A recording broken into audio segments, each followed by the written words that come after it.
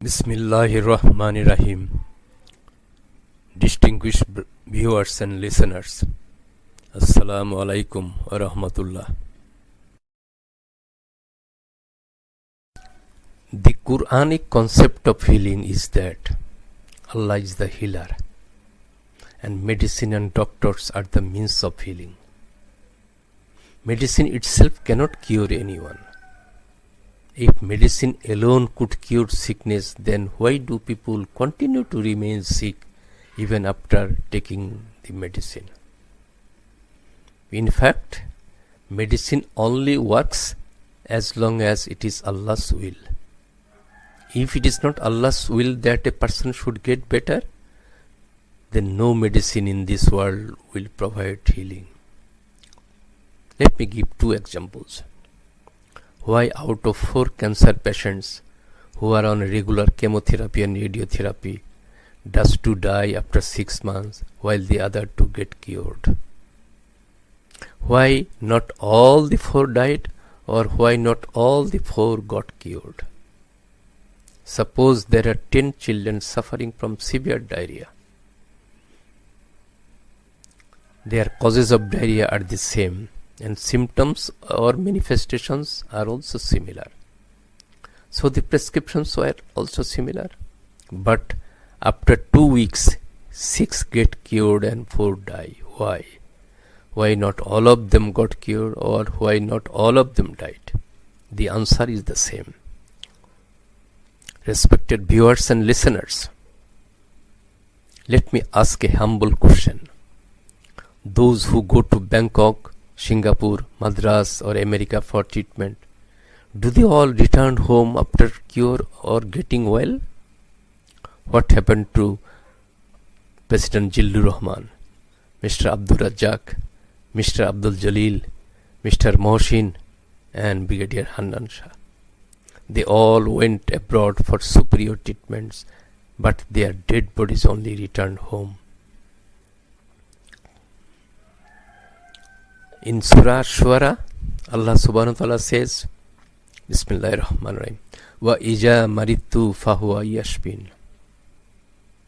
When I am ill, when I am sick, it is Allah who cures me. In modern times, when people become sick, they become fully dependent on doctors and medicine only. They don't rely on anything else other than medicine. But this view is not Islamic. Medicine is essentially a means of recovery from illness. Use of medicine for the treatment of ailment is a prophetic advice. It is Sunnah.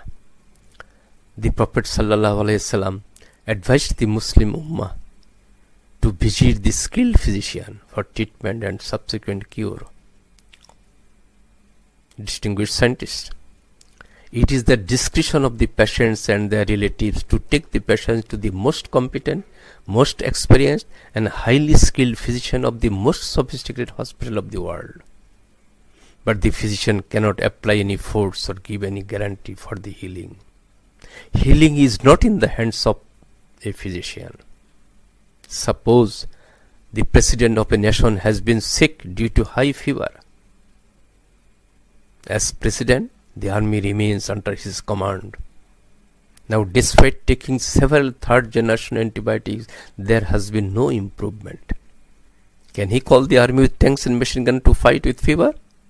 No, not at all possible. Healing is not in the hands of man or physician.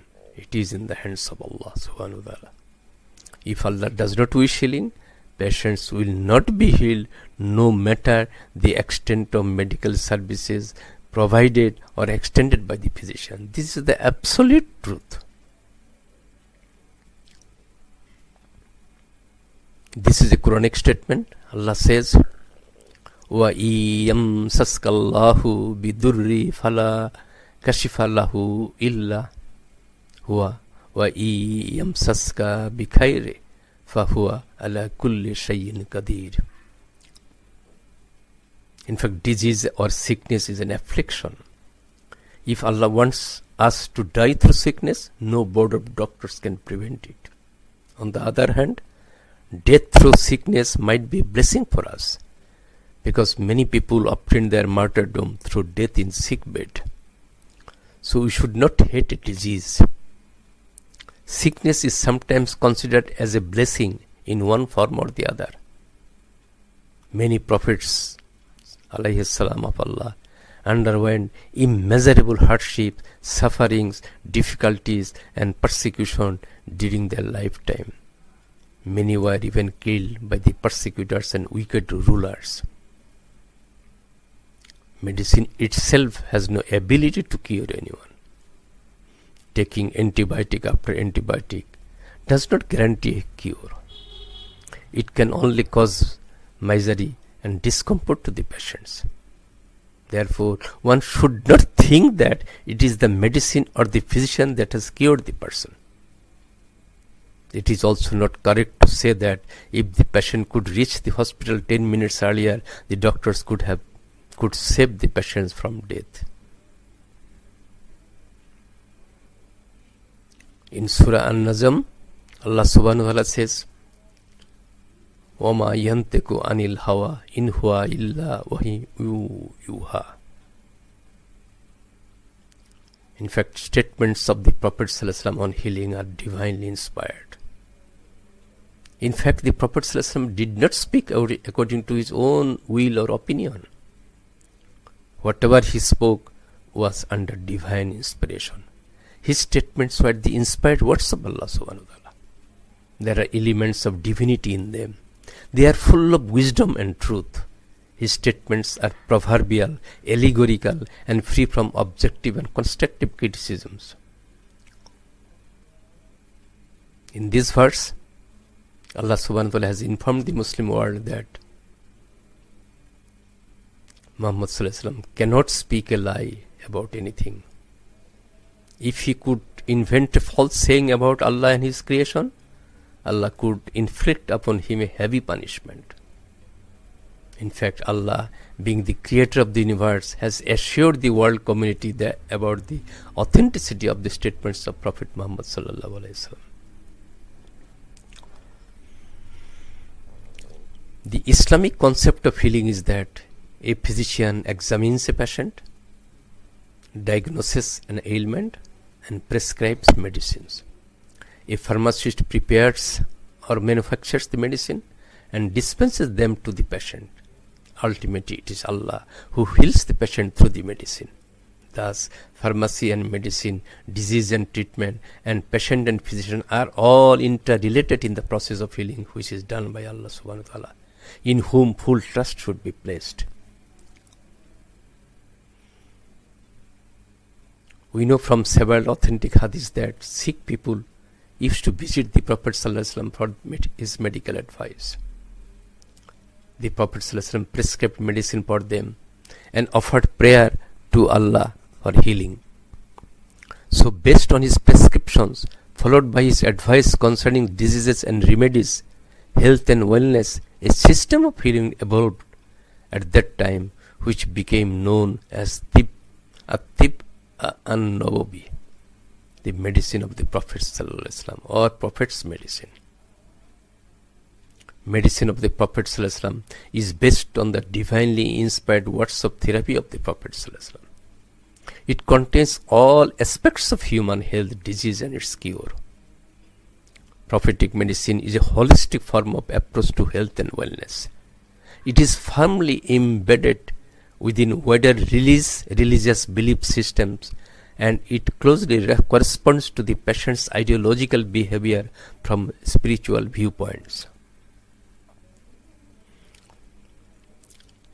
Modern medicine is based on scientific laboratory research, while prophetic medicine is based on divine wisdom of the Prophet ﷺ. Prophet's medicine are based on revelation, while modern medicine is based on results of laboratory experiments. Medicine of the ordinary physicians is based on conjecture, suppositions and experimentations. They are also based on experience and hearsay knowledge.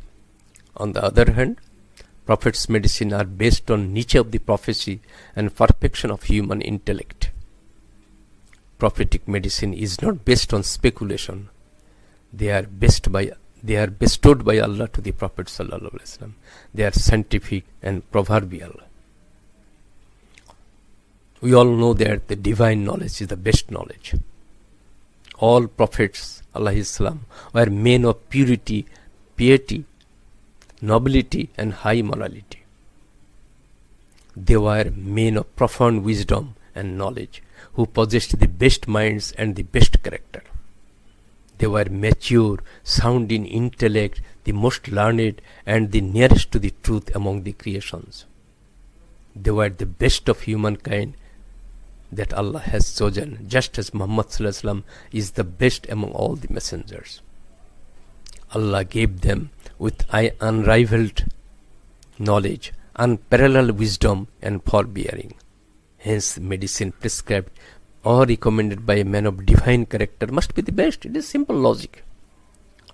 Furthermore, in view of the increasing need of using prophetic medicine, the prophetic traditions on healing have been examined globally by both Muslim and non-Muslim scientists in the light of modern knowledge.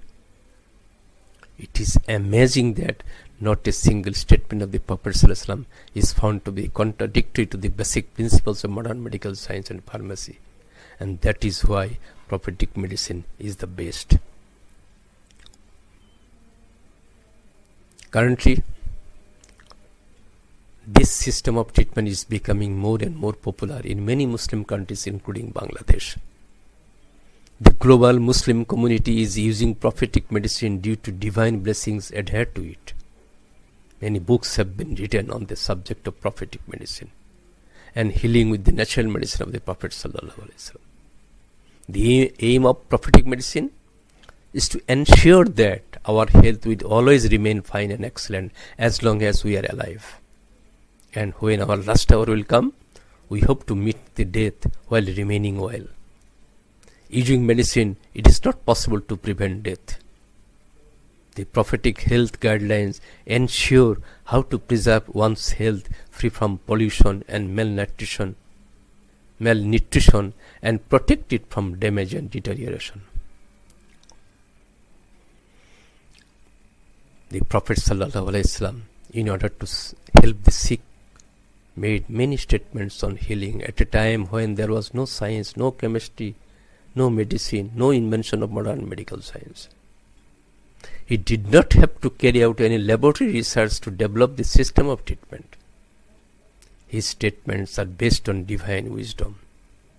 He mainly used herbs, shrubs and other natural ingredients and food materials to make a prescription. Prophetic medicine is natural, safe, free from side effects. It is inexpensive, affordable and easily obtainable. The raw materials for it are available in most countries of the world. Furthermore, the prophetic medicine is widely perceived as natural and safe. It is now widely used as a rapidly growing health system due to divine blessings adhered to it. A correct answer to this question requires clarifying the very concept of Sharia. The regulation about salat, fasting, menstruation, toilet hygiene are part of the Sharia rules that are immutable and there is no dispute about them. There are other regulations about the government, ahkam, sultaniyat, that are part of Sharia but that change with circumstances and time. If we take the meaning of Sharia in B, we then can conclude that prophetic medicine is a part of Islamic Sharia that can change and grow using istihad and empirical research to apply general Sharia principles to changing circumstances. We know that Islam is a complete and eternal way of human life, which the most gracious Allah has presented to mankind through Muhammad sallallahu alaihi wasallam, the leader and seal of the prophets. The Islamic way of life comprises politics, economics, social justice and equality, education, business, war, peace and many other aspects of human life. But without health, the way cannot be complete. because health is the root of all happiness. And that is why Allah inspired Muhammad sallallahu alaihi wasallam to make statements on healing for the benefit of man, for his transient stay on this earth. Distinguished brothers and sisters, many of our national leaders like President, Prime Minister, opposition leader or a minister who, when they go abroad for treatments, request the countrymen to pray for them with the belief that supplication of the people for healing will be granted by Allah. That is, healing with supplication. Let me give you one example of spiritual medicine of the Prophet sallallahu alaihi wasallam. You know, Hussain, son of Mughal Emperor Babur, was seriously sick.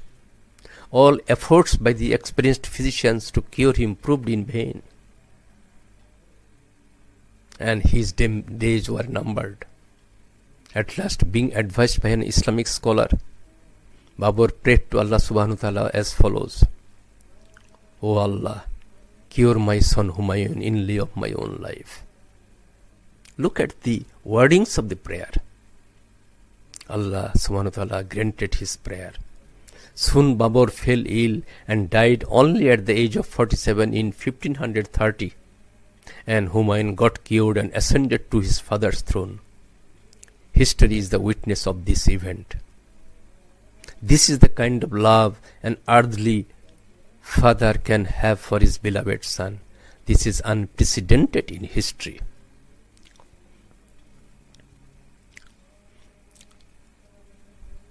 Apart from several physical medicine of the Prophet ﷺ, there are also the spiritual aspects of prophetic medicine.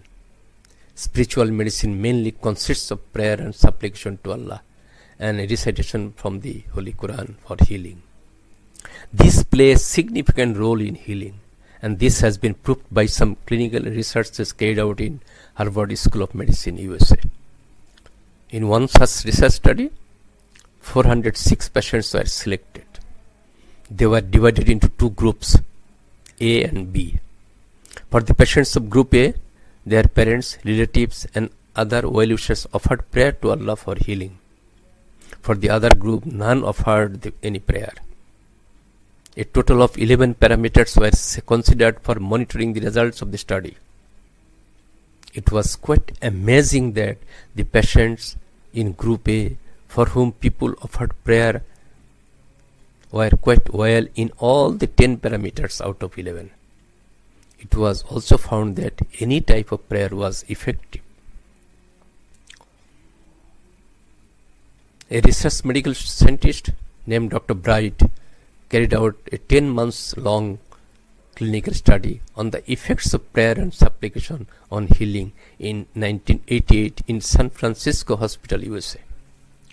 He initially divided 393 severe cardiac patients into two groups, Group A and B. For the patients in Group A, relatives and well-wishers and even the physician mentioning the individual patient's name offered prayers and supplication to Allah for healing. They continued offering the prayers till the patients left the hospital. For the patients of Group B, no prayer or supplication was made by anyone. From the results of the study, it was found that patients for whom prayers were offered left the hospital and went home much earlier than the patients of the other group. Not only this, incidence of cardiac arrest was much less in them, and they had the occurrence of heart failure 2 times less. They also had to take antibiotic medicine, which was 1/5 times less. The research study further informs that patients who had faithful, loyal, loving and caring wives recovered fast and left the hospital early.